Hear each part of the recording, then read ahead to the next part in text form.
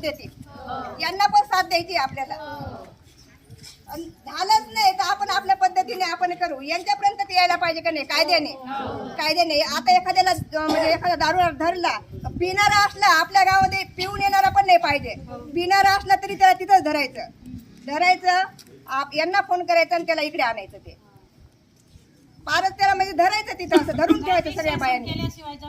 असं हे केल्याशिवाय नाही तर आपण दारू बंद करायची नाही. बाऱ्याला आहे, गोपाळपूरला आहे, सगळे आड्डे आहेत. इथं पिऊन येणार आणि मग आपल्याकडे तमाशा करणार की नाही. त्याच्यामुळं आपल्या गावामध्ये दारू पिणारा नकोच, कुठूनही म्हणजे नकोच.